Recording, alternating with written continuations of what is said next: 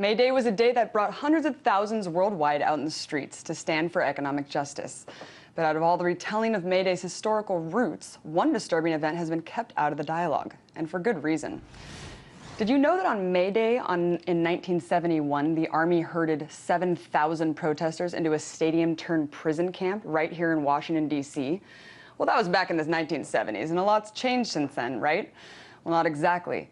The infamous incident of the U.S. military interfering in local law enforcement operations leads us to a recently released DoD document called, quote, Internment and Resettlement Operations. The manual outlines policies for processing detainees in internment camps inside and outside of the U.S., including the re-education of detainees to ensure their integration back into society. So is this a hyperbolic situation of the worst-case scenario, or does this manual shed a light on what's to come in the U.S.? To help me answer some of those questions, I'm joined now by Alex Jones, host of The Alex Jones Show. Hey, Alex. Hi. So the government writes lots of memos about hyperbolic situations that never really come to fruition. Why is this one so different? Sure, that's a good question. This is not just a contingency plan. In the 60s, 70s, 80s, we had Rex 84 and other plans. Now there's been a massive ratcheting up and billions of dollars a year being spent in the last decade or so to actually take old military bases under the Civilian Inmate Labor Camp Program, under the Emergency Centers Establishment Act, and to prepare them for, quote, emergencies. But I've been to the drills and noticed that they were training with the role players to put American political dissidents in them. They always tell the media that it's for disasters domestically or foreign wars and putting people in camps like Abu Ghraib in Iraq or Camp X-Ray in Cuba. But now more and more documents are coming out confirming what I already had from sources and my research into this and the 4 films I've made in the Police State series, starting with Police State 2000 in 1999, where I witnessed Marines training to confiscate firearms on the West Coast and put Americans, both on the left and right, into camps and even segregate them according to their different political persuasions. Now we have an Army document that dovetails with huge increased spending, hiring tens of thousands of people in the military to specifically be internment camp officers.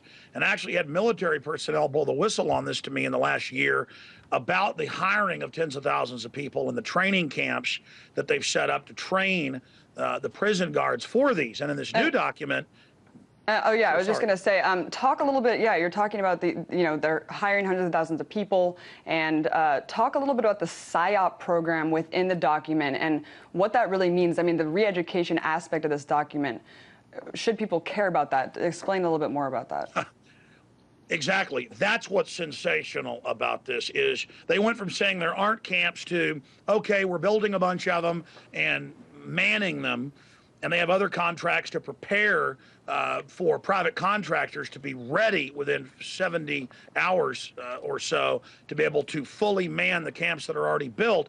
And in this new document, this isn't some contingency plan. This is the manual, and I can give people the number. It's FM 3-39.40, and they admit this is real.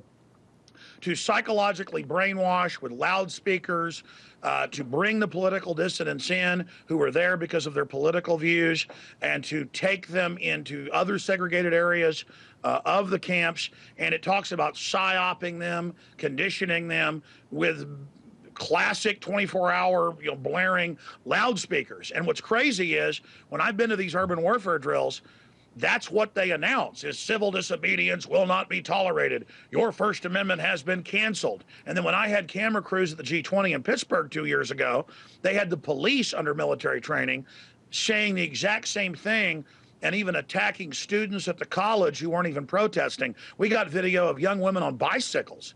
They were saying daytime, nighttime curfew, stay in your dormitories, beating women over the head with billy clubs just for fun, just to set the precedent that, hey, you don't come out of your dorm.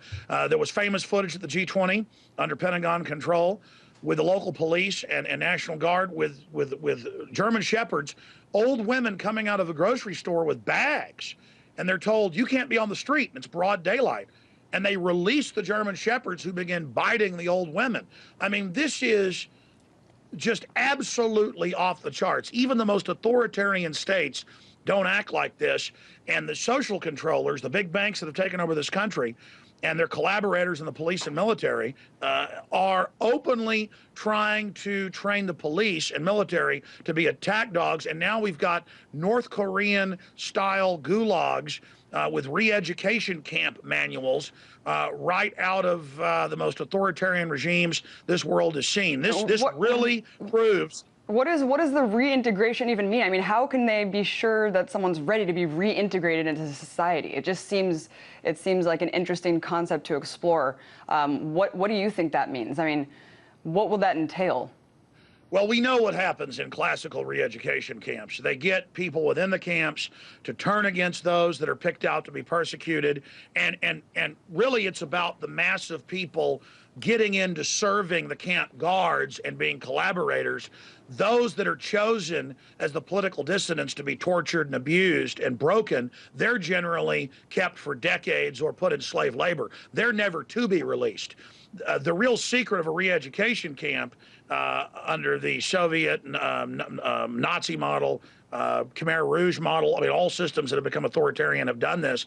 The real point of this re-education camp center is to get the majority to join in on oppressing citizens, and then some of the best enforcers of the authoritarian system are those that were actually in the re-education camp. They're finding people not to break them, but who will enjoy serving the system. That's what these camps are really about. Just like they've used Abu Ghraib, but more importantly, they've used Camp X-Ray at the base in Guantanamo Bay to create the new Al-Qaeda that they use to go take over Libya, and they're using to attack Syria. So the truth is, it's actually a training ground to find and create double agent Al-Qaeda. Well, it's the same thing here. These re-education camps are actually factories to create collaborators.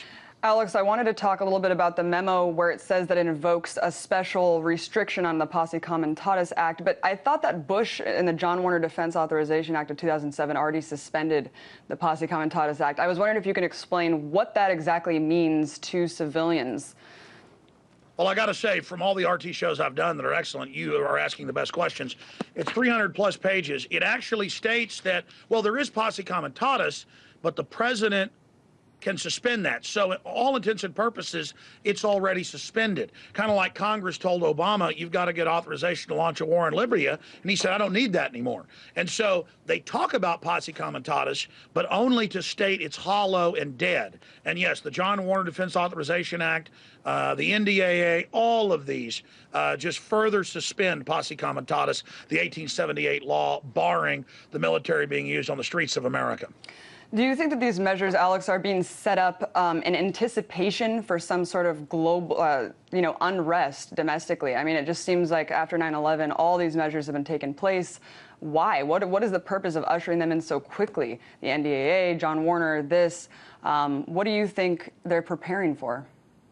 Well, we've seen The Economist magazine, Time magazine, you name it, say Bank of the World, technocrats, the world will no longer have freedom. They brag Goldman Sachs has conquered Europe. Goldman Sachs has conquered us by having our politicians sign on to the impossible to pay quadrillion plus derivatives. And so they're getting us ready for a total engineered collapse where those that collapse the society to re-engineer it pose as the savior. And so that's why they've taken old contingency plans and things they beta tested back in the 70s and 80s and have put it on a war footing and just ramped it up 500%. I mean, it is just, it's not just this document, it's billions a year now in the public bids for companies to supply the barbed wire, the private security, the interrogators. I mean, it's all there.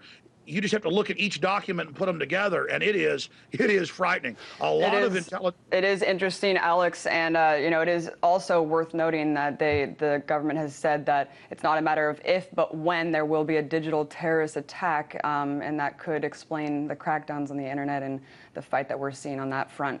That was Alex Jones, host of the Alex Jones Show.